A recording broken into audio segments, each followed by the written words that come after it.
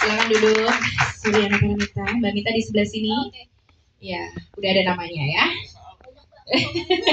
Aduh, ini preskon dengan pemain terbanyak ya, karena yang di depan memang di sini, tapi nanti akan ada flash mob ya dari para pemain yang lain yang akan tiba-tiba muncul, jadi tunggu aja.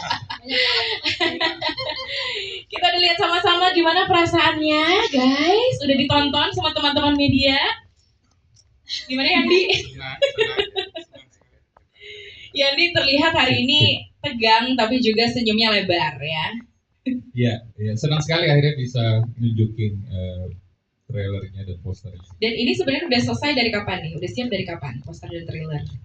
Sebulan kayaknya. Oh. Tapi kalau finalnya benar-benar ya trailer kayak 2 minggu ini. Oke, jadi masih fresh banget ya. Yeah. Dan lumayan juga sih sebulan menahan untuk tidak reveal kemana-mana gitu ya. Baru hari ini eksklusif untuk teman-teman yang hadir. Mbak Mita, gimana Mbak Mita? Excited banget, senang karena ya? Udah nahan nih. Kayak, aduh pengen kasih lihat posternya. Akhirnya harinya tiba. Akhirnya harinya tiba. Mbak Mita, langsung kita bahas tentang poster dari Sore Istri dari Masa Depan nih. Itu kalau kita lihat di belakang ini kan ya, konsepnya adalah tangga putar. Yes, melingkar. Tangga melingkar. Ada cerita apa di balik tangga melingkar ini, Mbak? Iya, sebetulnya poster ini idenya lahir setelah justru kita pick look gitu. Jadi biasanya kan kalau desain poster kan selalu kita desain, kita bayangkan bahkan sebelum syuting posternya mau kayak apa ya gitu. Kita rencanakan waktu syuting kayaknya kita mau bikin beberapa model poster. Udah diambil, waktu itu proses ngambilnya di saat syuting juga di Eropa. Yeah. Udah selesai, terus kita masuk editing. Setelah picture lock, kita ngerasain filmnya kayaknya kita butuh poster yang lebih strong gitu, karena di dalam film Sore penceritaannya, bentuk visualnya pada akhirnya sangat intens gitu. Kita butuh poster baru. Akhirnya semua desain poster yang pernah kita bayangkan waktu syuting, waktu sebelum masih develop, akhirnya kita ganti dan ini semua ya? Wujudnya kita harus shoot ulang gitu. Kita melakukan poster ini di bulan Maret ya. Di bulan Maret gitu. Setelah kita ngerasain final picture lock-nya film Sore, kita kayaknya butuh satu poster yang juga representatif terhadap filmnya. Nah, filmnya kayak apa? Nanti. Berarti ada hint tentang final ataupun juga rasa akhir dari filmnya yang tergambar lewat poster ini ya. Apakah itu tangga melingkar? Apakah akan ada adegan akrobatik di situ? Tiba-tiba Sheila Dara gitu muter gitu kan, sliding ke bawah gitu kan ya. Sporty banget. Kebetulan atlet memang ya, atlet gimnastik. Oke, so ini menarik karena ternyata di balik situ ada satu keputusan yang juga akhirnya disesuaikan lagi setelah hasil akhir dari karyanya tuh jadi gitu ya. Oke, makin menarik nih. Oke, Yandi, aku ke Yandi deh sekarang. Yandi, ini kalau ngomongin soal Sore Istri dari Masa Depan ini kan katanya, gosipnya benar nggak bahwa ini adalah cerita romance pertama yang lo tulis? Betul. Berarti ditulis idea pertamanya itu tahun berapa dulu? 2016. Jadi lulus dari sekolah film, cukup terumuskan karena sepanjang sekolah film kan bikin banyak film pendek. Jadi lulus dengan perasaan kayaknya saya mampunya bikinnya drama keluarga deh. Gitu. Itu kenapa dulu film panjang pertamanya Keluarga Cemara. Betul. Iya, karena kayaknya familiar di situ. Tiba-tiba dapat kesempatan bikin romance, takut tidak menguasai bidangnya.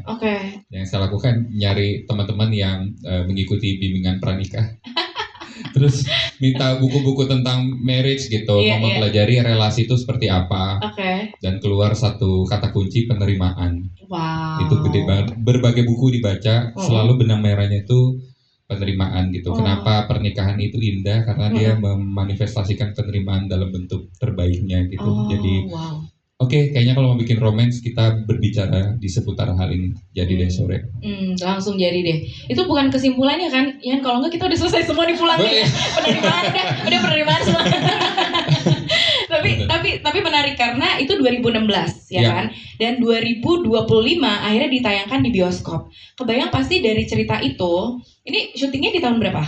yang di bioskop ini? Tahun lalu 2024. 2024 berarti kan dari 2016 ke 24 juga point of view tentang romance dari seorang Andy Rowland juga udah bertumbuh dong. Iya. Pastinya beda. Sejauh mana stretch ceritanya dari si 2016 sampai ke 2024 ya? Dulu buat sore mengambil sebenarnya pengalaman pribadi. Waktu itu masih pacaran dengan istriku. Dan punya gambaran lah tentang relasi seperti apa. 8 tahun berlalu, udah nikah 6 tahun, punya 2 anak, dan merasa saya banyak belajar dan bertumbuh sebagai pribadi dari istriku sendiri gitu. Jadi ketika ada kesempatan menceritakan sore, malah sebenarnya keinginan menceritakan sore dan menjadi film panjang karena saya menyadari sebagai pribadi saya mendapatkan banyak pembelajaran baru tentang apa itu relasi. Jadi saya merasa ada kedalaman yang baru yang saya sendiri jadi belajar. Dan kebetulan karena saya pembuat film, ya saya ekspresikan dalam bentuk film, jadinya Sore Istri dari Masa Depan. Wis, mantap, versi 2025 ya. Tepuk tangan dong untuk Andy Lawrence. Yes, mantap nih. Oh, sapa-sapa dulu cast-nya yang banyak ini. Halo Dion Wiyoko. Halo, selamat sore. Sore, apa kabar? Baik, sehat. Dia nih sebenarnya kemarin udah ikutan presscon yang sebelumnya yang official announcement title ya. Waktu itu belum bisa ngomong apa-apa ya? Belum. Karena baru title-nya doang gitu. Kalau sekarang kita teman-teman media juga udah ngelihat official trailernya, jadi mungkin udah boleh kali ya sedikit nih di teaser ke teman-teman semuanya peran yang diperankan oleh Dion Wiyoko di sini yaitu Jonathan ya. Karakternya tuh kayak apa sih?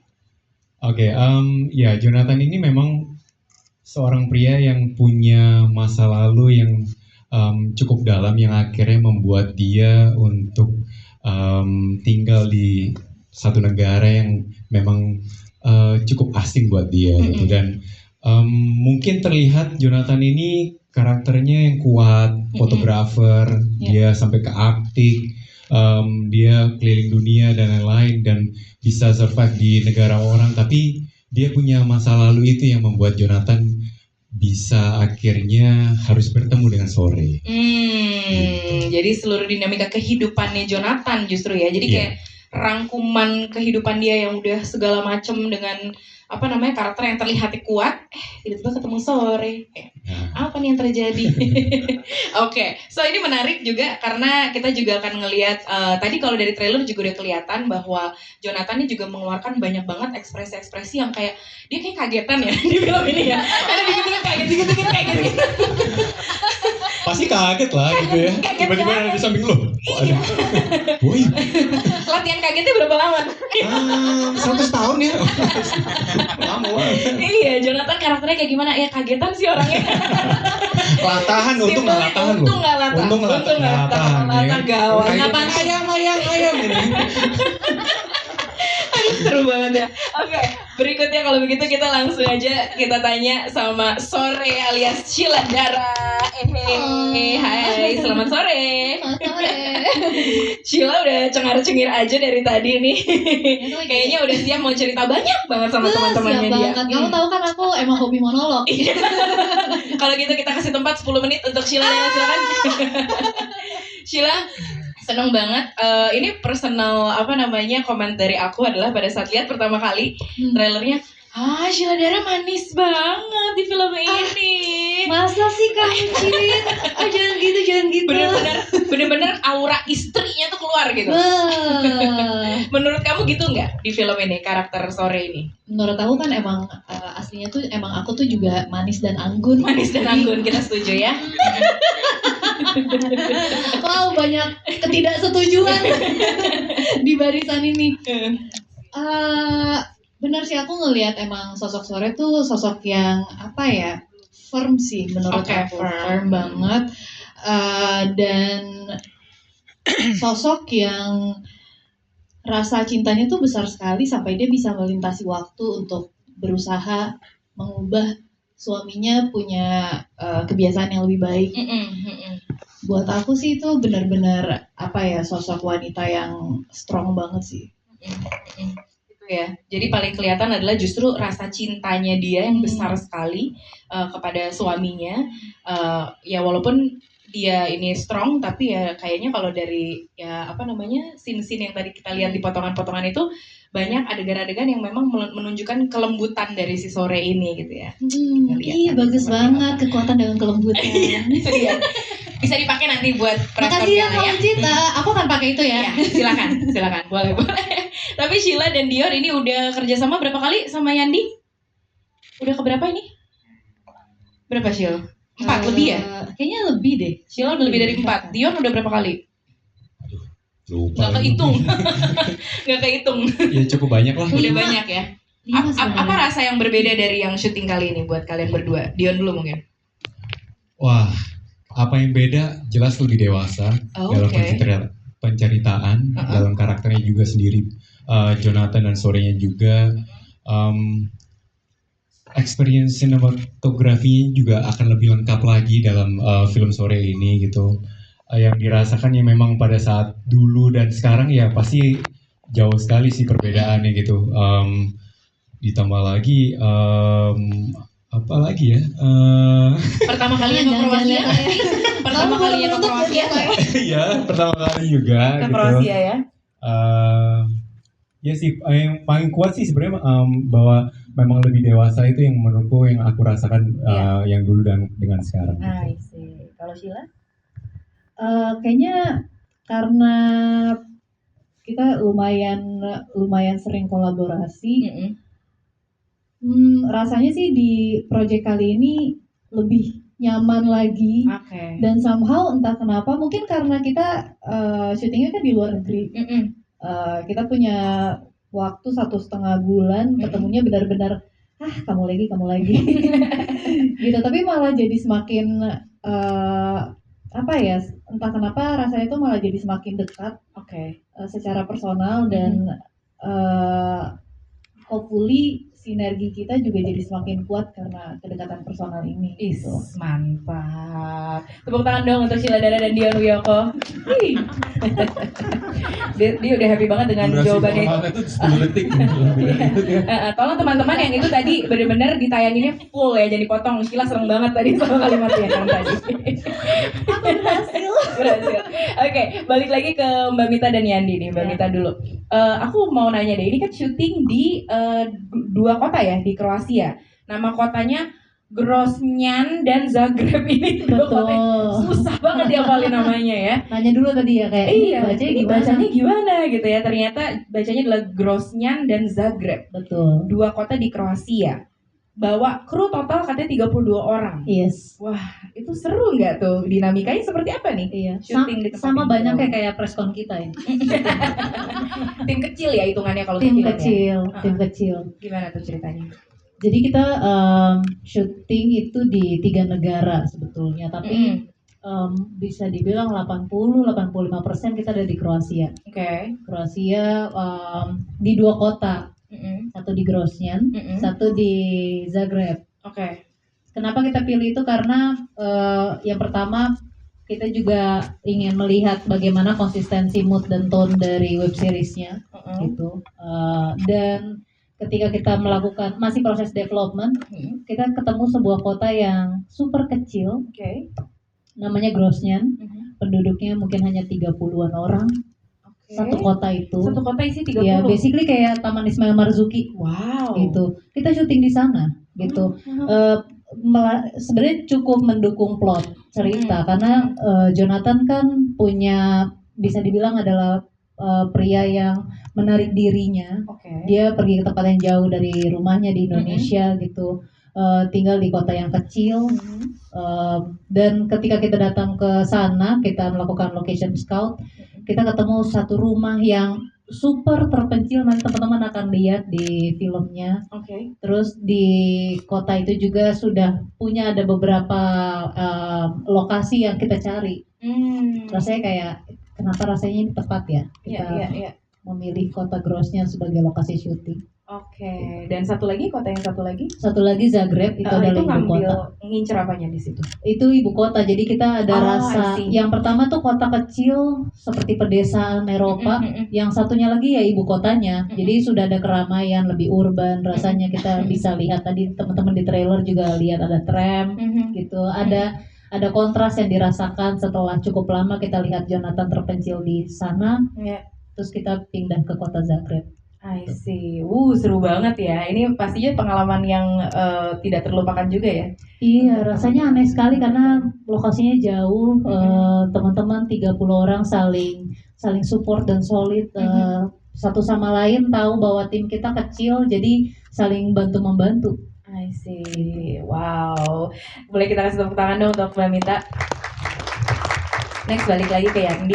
Yandi, ini dengan landscape kota tersebut yang tadi ceritain sama Mita, sengaruh apa atau gimana caranya Yandi tuh nangkep landscape tersebut gitu untuk membawanya jadi bagian dari cerita atau rasa dari cerita film ini sendiri? Dikejutkan sebenarnya waktu pertama kali lihat Grozny, Zagreb dan Kroasia karena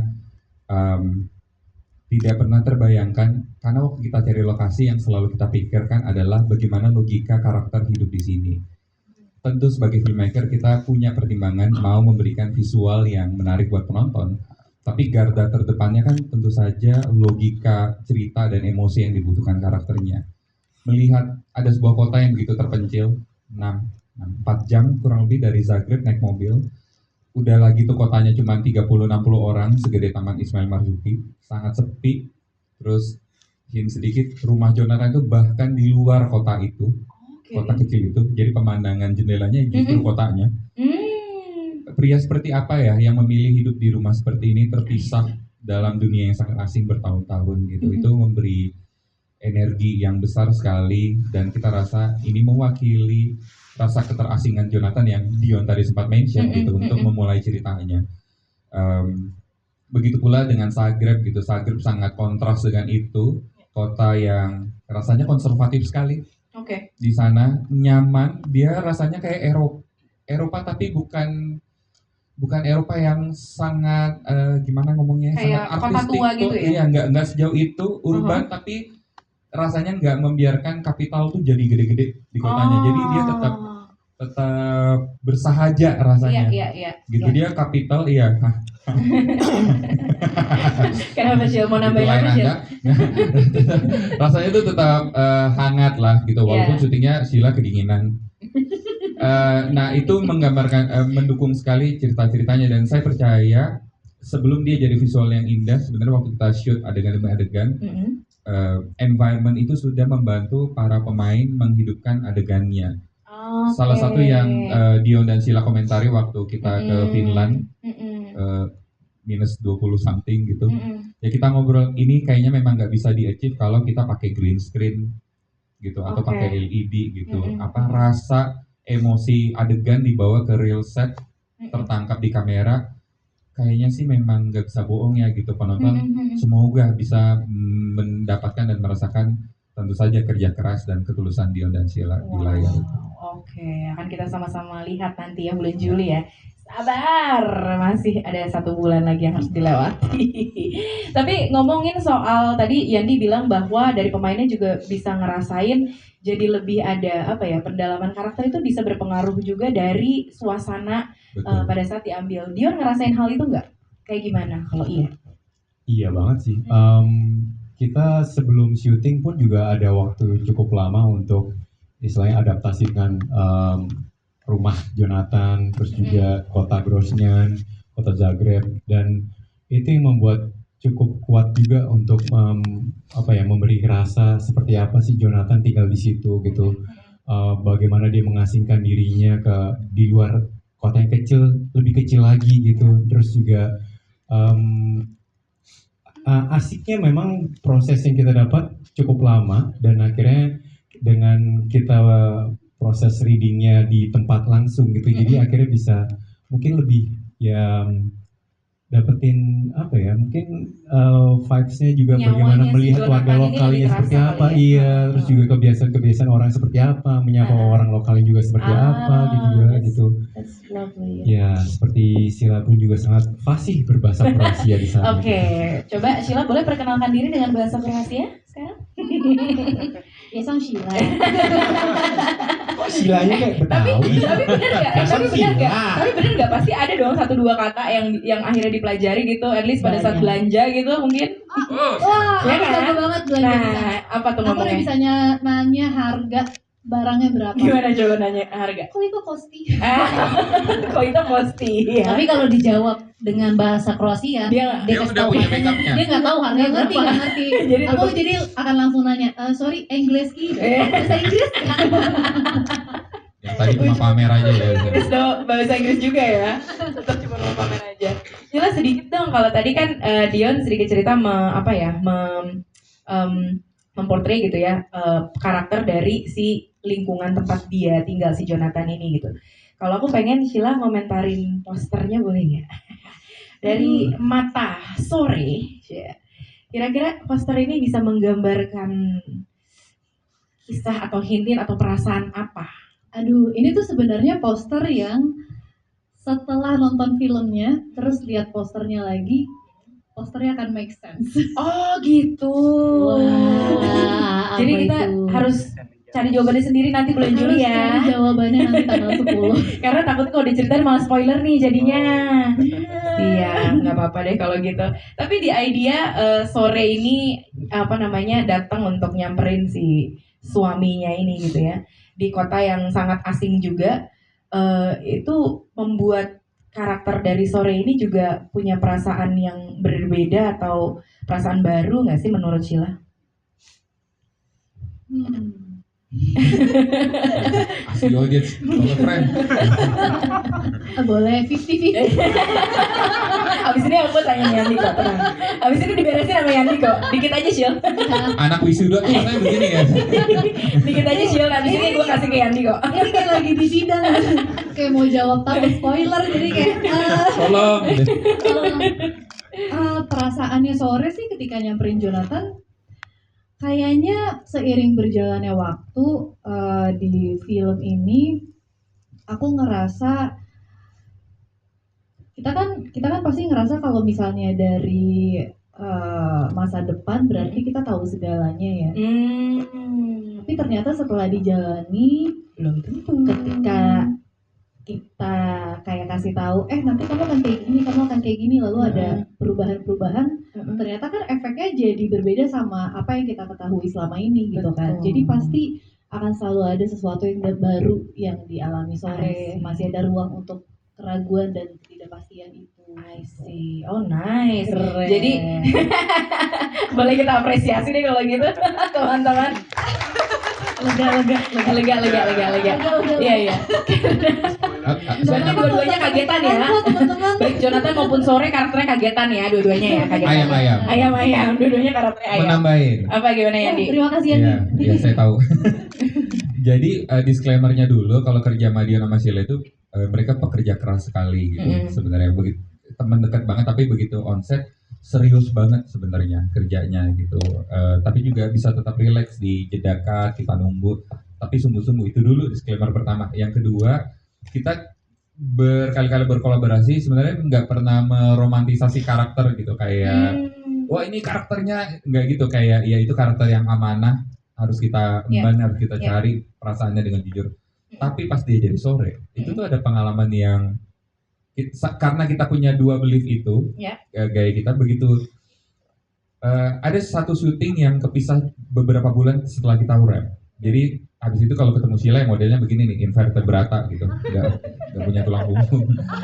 Tuh, lele. Tapi setiap kali dia keluar dari ruang ganti pakai baju yang ada di sini, hairnya kayak gitu, kita pasti ada jeda diam-diaman tuh sama Mita, sama Sheila.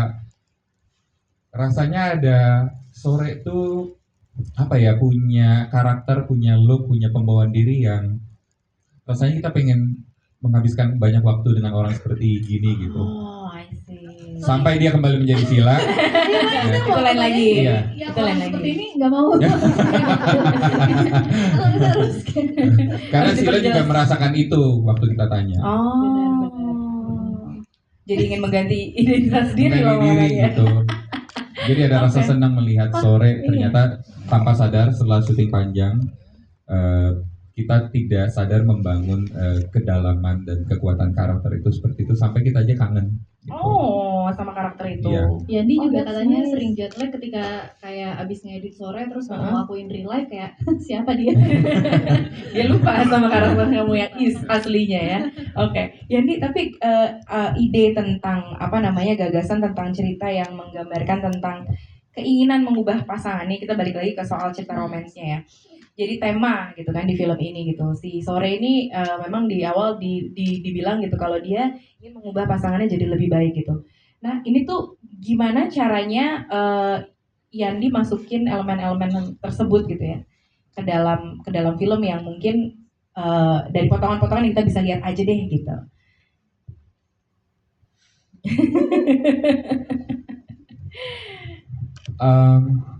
Sebenarnya tidak ada konsep yang rasanya mau dibuat rumit. Kenapa? Karena manusia itu sendiri kan rasanya sudah cukup kompleks gitu. Dan saya percaya interaksi pasangan mau tidak mau pasti terjadi pergesekan gitu, merubah satu sama lain itu tidak terhindarkan. Karena saya percaya bagian dari relasi yang intim itu pasti mengandung pergesekan satu sama lain sehingga terjadi perubahan. Baik dalam kehidupan yang sehari-hari sangat sederhana maupun pertukaran pemikiran. Nah, apa yang terjadi di Sore rasanya dialami hampir semua orang dalam berbagai layer relasi pasangan gitu ya. Dan idea bahwa kita mau merubah partner kita jadi lebih baik dan seterusnya. Jadi apa yang ada di dalam layar dan film maupun terlihat sedikit di trailer mungkin upaya-upaya yang rasanya familiar kok hari-hari kita alami gitu. Itu kenapa senangnya bikin film gitu, kita ngajak penonton bertualang sangat jauh melihat Eropa, melihat time travel hanya untuk supaya kita tiba kembali ke dalam rumah aja melihat diri kita gitu. Sebenarnya dekat banget kok sebenarnya. I see. Langsung akhirnya ujung-ujungnya berkaca juga ya sama pengalaman itu sendiri ya. Iya. Mantap sekali Yandi Lawrence. Udah diajak keliling loh, kita diajak jalan jauh ke Kroasia. Yang pusing sebenarnya Mita sih kayaknya. Betul. Iya kan? Karena kan kalau begitu. Iya, karena kalau produser itu pasti akan tersibukkan dengan banyak sekali teknis yang harus dipenuhi gitu ya pada saat bikin film, terutama kalau jauh dari tempat kita tinggal atau biasa produksi. Ini juga aku dengar katanya di film ini juga ada kerjasama dengan aktor Kroasia ya, gitu ya. Benar nggak tuh? Betul. Ceritanya seperti apa dan gimana akhirnya bisa dia join gitu? Jadi memang yang paling challenging adalah ide-ide yang itu selalu menarik dan sulit untuk ditolak. Jadi kalau di First Look Jonathan kita lihat ada kapal pemecah es, ya itu ide yang Mit, kalau kita mau bangun karakter fotografer yang real, kayak kita harus berangkat ke Arktik. Kayak kita nggak mungkin yang cuma kasih scene jalan-jalan motret-motret, habis itu iya dia fotografer, kayak kita harus gitu. Fotografer Nat Geo. Benar sih Yan, suka lagi idenya. Ya udahlah, ayo kita lakukan gitu. Berkembang, terus ada kayak kita perlu juga sebetulnya ada memang kebutuhan dari plot cerita, bagaimana seorang karakter Jonathan sudah tinggal lama di sana. Meskipun dia mengasingkan diri, tetap saja dia punya relasi dengan beberapa orang di sana. Dan tentu saja ya tidak lain dan tidak bukan adalah aktor-aktor Kroasia. Kami bekerja sama dengan seorang produser dari Kroasia namanya Spomenka, seorang ibu yang sangat suportif sekali. Begitu dia lihat dua nama muncul ketika kami berkomunikasi, ada ini pemain kami dari Indonesia, kami akan datang bersama mereka. Yang pertama Sheila Dara, yang kedua Dion Wiyoko. Dia googling. Dia googling, dia lihat, wow, established actors. Kayaknya saya juga harus menghadirkan established actors. Jadi pemain-pemain Kroasia yang hadir di film Sore juga pemain-pemain yang punya sepak terjang cukup panjang. Salah satunya Goran Bogdan, sahabatnya Jonathan, yang menjadi Carlo. Dia adalah kemarin short filmnya masuk ke nominasi Oscar. Gitu. Jadi memang punya yang hadir bersama Jonathan dan Sore di film ini adalah aktor-aktor terpilih yang memang sudah punya pengalaman panjang dalam berakting. Yang jadi Elsa juga ada dalam short. Lara Nekik ya, benar ya. Nekik. Lara Nekik. Ini dua. Jadi ini adalah aktor-aktor yang memang ya di Kroasia juga sudah punya ya ternama gitu ya, punya prestasi masing-masing. Betul. Gitu. Dan waktu kita datang sempat ada keraguan kan, kita Asian culture dan mereka Eropa, apakah gimana ya nanti proses readingnya. Ternyata Sheila dan Dion sangat terbantu sekali dengan para pemain Kroasia ini. Dari situ ya Sheila nanya harga berapa tuh dari Bener. mereka. Ajarin gue deh kalau nawar. Tapi ternyata kita internasional banget ya. Ya, udah jadi internasional aktor dong kalian. Saya dimintain reference waktu Spomenka produser Kroasia kita nanya, ya ini mau pemain kayak apa lu per karakter. Supaya referensinya nggak jauh-jauh banget, yang saya lakukan adalah mempelajari aktor-aktor established di Kroasia itu siapa aja. Supaya looknya look Kroasia juga kan. Iya, karena saya bayangannya dia akan cari pemain-pemain Kroasia juga. Jadi ada banyak established actor yang saya jadikan reference. Begitu balik, kalau udah lewatin Mita berarti secara sistem tuh aman, udah bisa. Iya, ya kan? budget maksudnya. Begitu Udah masuk lihat, budget ya udah masuk maksudnya. budget. Ada bahkan karakter yang saya pilih tuh apa ya? Kalau sebagai gambaran waktu saya riset, saya ngerasa ini tuh kayak Christine Hakimnya Kroasia. Oh, mantap. Kayak senior, established, Iya. segala macam. Begitu kembali ke saya, lah dia yang dipilih. Oh, jadi dapat tuh yang Dapat. Dan saya ngerasa, diinginkan. ini cuma reference, kenapa beneran? Agak-agak takut, tapi senang.